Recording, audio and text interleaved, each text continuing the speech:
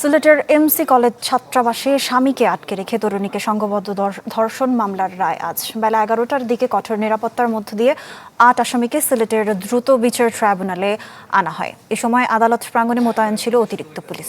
2020 সালের 25শে September MC college ছাত্রাবাসে তরুণীকে সংঘবদ্ধ ধর্ষণের অভিযোগ ওঠে। এ ঘটনার পর দেশজুড়ে ব্যাপক ক্ষোভের সৃষ্টি হয়। পরে অভিযান চালিয়ে আসামিদের গ্রেপ্তার করে আইনশৃঙ্খলা বাহিনী। দীর্ঘ বিচার প্রক্রিয়া শেষে আজ মামলার রায় ঘোষণার দিন ধার্য করেছে আদালত।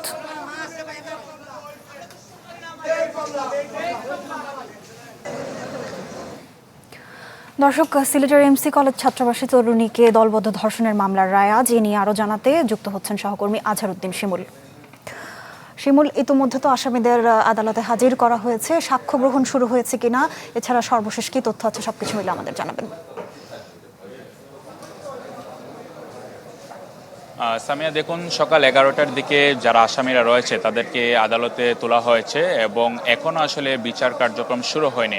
এখানকার যিনি বিচারক রয়েছেন স্বপন কুমার রায়, তার আদালতে মূলত বিচার কার্য শুরু হবে। এবং আপনাকে জানিয়ে রাখি, গত বুধবারই আসামি পক্ষ এবং রাষ্ট্রপক্ষ যারা আইনজীবীরা রয়েছেন তাদের যুক্তিতর্ক উপস্থাপন শেষ হয়েছে। এবং একটি ন্যাক্কারজনক ঘটনা 2020 সালের 25শে সেপ্টেম্বর ঘটেছিল এবং তা সারা দেশব্যাপী আলোড়ন তৈরি করে।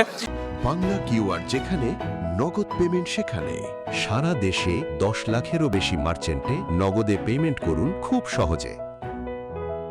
এবং এই ঘটনার সাথে তৎকালীন বর্তমান কার্যক্রম নিষিদ্ধ আওয়ামী লীগের ছাত্র সংগঠন ছাত্রলীগের 8 নেতাকর্মীর সম্পৃক্ততা পাওয়া যায়। এবং ঘটনার পরপরই আমরা দেখেছিলাম তৎকালীন সময় যারা আসামি ছিল বা অভিযুক্ত ছিল তারা পালিয়ে যাওয়ার চেষ্টা করেছেন পার্শ্ববর্তী দেশে, কিন্তু আইনশৃঙ্খলা বাহিনী বিশেষ করে পুলিশ এবং র্যাবের অভিযানে 3 দিনের মধ্যেই 8 আসামি ধরা পড়ে। এবং যিনি ভিকটিমের স্বামী রয়েছেন তিনি কিন্তু নিকটস্থ যে থানা শাহপরান থানায় 8 জনের বিরুদ্ধে মামলা দায়ের করেন। এর মধ্যে আমরা দেখেছি যে ডিএনএ টেস্টে কিন্তু ধর্ষণের সাথে সম্পৃক্ত 6 জন ছাত্রলীগ নেতার নাম পাওয়া গেছে এবং 2 জনকে সন্দেহভাজনভাবে রাখা হয়েছে।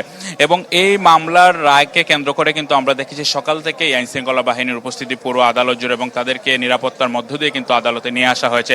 এবং এখানে আইনশৃঙ্খলা বাহিনীর সদস্যদের পাশাপাশি আমরা দেখেছি সিলেট এমসি কলেজে যারা সাধারণ শিক্ষার্থীরা রয়েছেন তারাও আদালত প্রাঙ্গণে অবস্থান করছেন এবং তারা বলছেন এই রায়টি যাতে একটি দৃষ্টান্তমূলক রায় হয়, যাতে পরবর্তীতে আসলে কেউ এইরকম ন্যাক্কারজনক ঘটনা ঘটানোর সাহস না পায় এবং এই রায়ের মধ্য দিয়ে যাতে আসলে ক্যাম্পাসগুলোতে আসলে নিরাপদ অবস্থান তৈরি হয়, সেটাই সবার প্রত্যাশা।